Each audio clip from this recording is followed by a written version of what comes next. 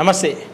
ప్రస్తుతం ఈరోజు అనేక మంది వివిధ పార్టీల నుండి నాయకులు చేరుతున్న సందర్భంలో గాంధీ భవన్ మొత్తం నిండిపోయి అటు కార్యకర్తలతో లీడర్లతో అడవిడిగా అయితే ఇక్కడ నెలకొంది. అయితే మన రాష్ట్ర ఆదివాసీ కాంగ్రెస్ పార్టీ చైర్మన్ గారు మనతో ఒకసారి ఉన్నారు. ఒకసారి ఈ చేరికల పైన అంటే కొంతమంది అపోహపడుతుర్రా, కొంతమంది ఇబ్బంది పడుతున్నారు. మొదటి నుండి కాంగ్రెస్లో ఉన్నటువంటి చాలామంది ఇబ్బంది పడే ప్రక్రియ అయితే మనం చూసుకోవచ్చు. ఒకసారి అన్నతో ఒకసారి మాట్లాడదాం. అన్న నమస్తేనే. నమస్తే అన్న చెప్పండి. ఇప్పుడు చాలామంది అంటే ఒకప్పుడు కాంగ్రెస్ను విమర్శించిన చాలామంది ఏ నోటితోటి అయితే కాంగ్రెస్ వద్దు అనుకున్నారో అదే నోటితో జై కాంగ్రెస్ అంటూ ఈరోజు కండువా కప్పుకునే పరిస్థితి మనం చూస్తున్నాం. దీన్ని ఎట్లా చూసుకోవచ్చు అన్న మనం? అంటే కాంగ్రెస్ పార్టీని వద్దనుకునేటోళ్ళు వాళ్ళ అభిప్రాయాన్ని మార్చుకొని కాంగ్రెస్ పార్టీకి చేరుతున్నారంటే కాంగ్రెస్ పార్టీ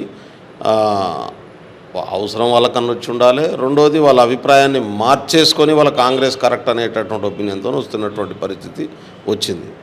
రెండోది ఇప్పుడు ఒక పార్టీ నుంచి ఇంకో పార్టీకి మారడం అనేది సహజం. ఇప్పుడు వాళ్ళు సిద్ధాంతపరంగా నచ్చనటువంటి వాళ్ళు రారు, కానీ కాంగ్రెస్ సిద్ధాంతం నచ్చి అవకాశం లేకుండా దూరంగా ఉన్నటువంటి వాళ్ళు కూడా అందరినీ రావాలని మేము కోరుతున్నాం. దేశవ్యాప్తంగా 10 సంవత్సరాల మోడీ పాలన తర్వాత బీజేపీ ఆలోచన దృక్పథంతో పాలించిన పాలనతో జరిగిన నష్టం దేశమంతా చూసింది. దాదాపు 33 కోట్ల మంది వాళ్ళ దరిద్ర రేఖకు దిగువన పోయినటువంటి పరిస్థితి ఉంది. పార్లమెంట్ ఎన్నికలు వస్తున్నాయి. మేము హైదరాబాద్ కానీ రంగారెడ్డి జిల్లాలో కొంత లోకల్గా మొన్న జరిగిన అసెంబ్లీ ఎన్నికల్లో తక్కువ సీట్లు వచ్చిన స్థితి ఉంది. ఇక్కడ మరింత బలోపేతం చేయాల్సినటువంటి అవసరం ఉంది. ఈ 2 జిల్లాలో, పాత రంగారెడ్డి జిల్లా కావచ్చు, పాత హైదరాబాద్ జిల్లా కావచ్చు, మరింత పార్టీని బలోపేతం చేసుకోవాల్సినటువంటి అవసరం ఉంది. అటు ఆదిలాబాద్ జిల్లా కానీ కొంత మాకు ఎక్కడైతే తక్కువ సీట్లు వచ్చినటువంటి ప్రాంతాలు ఉన్నాయో దాన్ని పార్టీ ఇంకా బలంగా పెరగాల్సినటువంటి అవసరం ఉందనేది మేము ఆలోచిస్తున్నాం. ఎందుకంటే పార్లమెంట్ ఎన్నికల్లో 17 సీట్లలో మెజారిటీ సీట్లు గెలిస్తేనే ఖచ్చితంగా రాహుల్ గాంధీ ప్రధానమంత్రి అయ్యేటటువంటి అవకాశం ఉంది. మా ముఖ్యమంత్రి రేవంత్ రెడ్డి గారు మేమందరం కూడా రాహుల్ గాంధీ ప్రధానమంత్రి కావాలని కోరుకుంటున్నటువంటి స్థితి ఉంది. కాబట్టి ఇక్కడ ఎక్కువ సీట్లు గెలిపించాల్సినటువంటి అవసరం ఉంది. గెలవడం కోసం మొన్నటి బలం సరిపోలేదు హైదరాబాద్లో అనే విషయం మాకు అర్థమైంది. కాబట్టి రంగారెడ్డి హైదరాబాద్ జిల్లాలో ఖచ్చితంగా పార్టీని బలోపేతం చేయడం కోసం కావాల్సినటువంటి అన్ని రకాల చర్యల్ని పార్టీ తీసుకుంటుంది. అందులో భాగంగానే జాయినింగ్కి వచ్చేటటువంటి వాళ్ళను కాంగ్రెస్ డిఎన్ఏతో ఉన్నవాళ్ళు, కాంగ్రెస్ ఆలోచన దృక్పథంతో ఉన్నవాళ్ళు, కాంగ్రెస్ సిద్ధాంతాన్ని నమ్మేటటువంటి వాళ్ళందరినీ కూడా కాంగ్రెస్ పార్టీలోకి మేము ఆహ్వానిస్తున్నాం, రావాలని కోరుతున్నాం. ఇది ఏఐసిసి తీసుకున్నటువంటి నిర్ణయమే. కాబట్టి ఇక్కడ రాష్ట్ర ముఖ్యమంత్రి గారు కూడా అదే పని చేస్తున్నారు. ఆయనే పిసిసి అధ్యక్షులు ఉన్నారు. కాబట్టి జాయిన్ అయ్యేటటువంటి వాళ్ళందరినీ కూడా మేము కాంగ్రెస్ పార్టీలోకి ఆహ్వానిస్తున్నాం. ఓకే అన్న. అంటే కాంగ్రెస్ పార్టీ కోసం చాలా రోజుల నుండి ఎంతోమంది కష్టపడ్డారు. అసెంబ్లీ ఎన్నికల్లో చూసుకోవచ్చు, డబ్బుల కోసం ఆశపడకుండా కాంగ్రెస్ కమిట్మెంట్ మీద పనిచేసిన వాళ్ళు చాలామంది ఉన్నారు. ఉదాహరణ చూసుకుంటే ఏ పార్టీకి అధికారం లేనప్పుడు మీరు కూడా పార్టీలోనే ఉన్నారు. అట్లా ఎంతోమంది ఈ ప్రాంతపు కార్యకర్తలు కావచ్చు, విద్యార్థి నాయకులు కావచ్చు, ఎంతోమంది ఉన్నారు.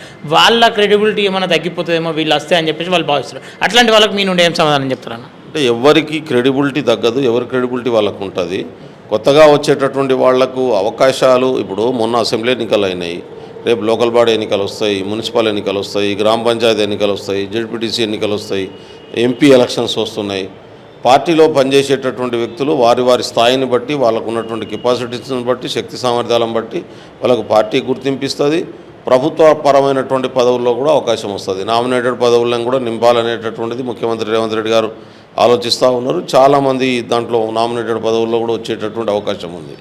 రేపు కేంద్రంలో అధికారంలోకి వస్తే కేంద్ర స్థాయిలో కూడా చాలా రకాల నామినేటెడ్ పదవులు వచ్చేటటువంటి అవకాశం ఉంది. కాబట్టి ఇవన్నీ సాధించుకోవాలంటే మొన్న రాష్ట్రంలో ప్రభుత్వాన్ని ఏర్పాటు చేసినట్టే కేంద్రంలో ఏర్పాటు చేయడం కోసం కృషి చేయాలి. అందుకని పార్టీలో సిన్సియర్గా, కమిట్మెంట్గా, సిద్ధాంతాన్ని పట్టుకొని పనిచేసేటటువంటి వాళ్లకు ఎవ్వరికీ అన్యాయం జరగదు, వాళ్ళు అభద్రతకు గురి కావాల్సినటువంటి అవసరం లేదు. అంటే పెరుగుట ఎప్పుడు విరుగుటకే అని చెప్పేసి ఒక నానుడు అయితే ఉంది, అది మీకు తెలిసి ఉంటుంది. అంటే ఈ జనాలు ఇప్పుడు ఎక్కువ చేరికలు వస్తున్నాయి అంటే రేపటి రోజు ఇబ్బందులు ఎదురైతాయి అని చెప్పేసి ఆలోచించింది, ఆ దిశ ఎప్పుడన్నా ఆలోచించారా? అంటే పెరుగుట విరుగుట కొరకు సందర్భాన్ని బట్టి అది ఆ సామెత వర్కౌట్ అవుతుంది. ఇవాళ ఇక్కడ ఏర్లు గట్టిగా ఉండి పునాది గట్టిగా ఉన్నటువంటి ఏ చెట్టు కూడా ఎంత గాలి వచ్చినా ఇరగదు. ప్రకృతి ప్రకారంగా ఉండేటటువంటి ఏ చెట్టు కూడా ఎంత గాలి ద్వారం వచ్చినా ఇరిగిపోయేటటువంటి పరిస్థితి ఉండదు. కాంగ్రెస్ పార్టీలో అడ్డగోలుగా కాంగ్రెస్ ఐడియాలజీతో లేని వాళ్ళు ఎవరు పడితే వాళ్ళని చేర్చుకునే పని చేయట్లేదు. కాంగ్రెస్ పార్టీ ఖచ్చితంగా నమ్మి కాంగ్రెస్ పార్టీ ఆలోచన దృక్పథంతో పనిచేద్దాం అనుకునేటటువంటి వాళ్ళను మాత్రమే ఆహ్వానిస్తున్నాం. ఇదేమి ఇరగడానికి ఉపయోగపడుతుందని నేను అనుకోవట్లేదు. ఇప్పుడు మేము ఇక్కడ పెరిగి ఉంటే అధికారంలో మొత్తం రూరల్ బేస్ మీద వచ్చినాం కదా, హైదరాబాద్ రంగారెడ్డి జిల్లాలో ఎందుకు గెలవలే? కాబట్టి ఇక్కడ ఇవాళ కంప్లీట్గా మాకు ఇక్కడ పెరిగి ఇంకో పార్టీని కొట్టేసి అధికారంలోకి రావడానికి కావాల్సినంత ఎమ్మెల్యేలు గెలిపించుకునే శక్తి లేదనేది మొన్న నిరూపించబడ్డది కదా. కాబట్టి ఇక్కడ ఎంపీలు గెలిపించుకో స్థాయికి పెరగాల్సినటువంటి అవసరం ఉంది. అది ఎరగడం కోసం కాదు, బలోపేతం కావడం కోసం ఉపయోగపడుతుంది. ఓకే. అంటే ఇప్పుడు చూసుకున్నట్లయితే మీ అది వస్తున్న ఎంపీ ఎలక్షన్ల తరుణంలో మిమ్మల్ని ఎంపీగా చూసే అవకాశాలు ఉన్నాయంటారా? నేను పార్టీ నన్ను ఏ స్థాయిలో పెడుతుంది, ఏ బాధ్యతలు అప్పచెప్తుంది అనేది నాకు తెలియదు. అంటే మిమ్మల్ని నమ్ముకున్న వాళ్ళు మీతో ఉన్న వాళ్ళు చాలామంది మాకు అంటే నేను మాట్లాడిన సందర్భంలో కావచ్చు, మీ పార్లమెంట్ అక్కడ ప్రజలు కావచ్చు, మీకు టికెట్ వస్తుందనే ఆశతో ఉన్నారు. అంటే మీకేమైనా అందులో ఉంటే ఆలోచనలు ఏమైనా ఉన్నాయన్నా? నేను టికెట్ కోసం అప్లై చేసినా, పార్లమెంట్ టికెట్ అడుగుతున్నా. ఎందుకంటే నా సొంత కాన్స్టిట్యున్సీ పార్లమెంట్ ఏదైతే ఉందో మహబూబాబాద్ పార్లమెంట్ ఎస్టీ రిజర్వ్ స్థానం ఉంది. గతంలో అక్కడ 3 సార్లు బలరాం నాయక్ గారు అది ఏర్పడిన తర్వాత ఆయనే 3 సార్లు పోటీ చేసిండు. ఒకటిసారి ఫస్ట్ టైం రాజశేఖర్ రెడ్డి గారి వేవ్లో 2009లో గెలిచిండు. ఆ తర్వాత 2 సార్లు పార్లమెంట్ ఆయన ఓడిపోయిండు. మధ్యలో ఒక అసెంబ్లీకి పోటీ చేసి కూడా ఓడిపోయినటువంటి పరిస్థితి ఉంది.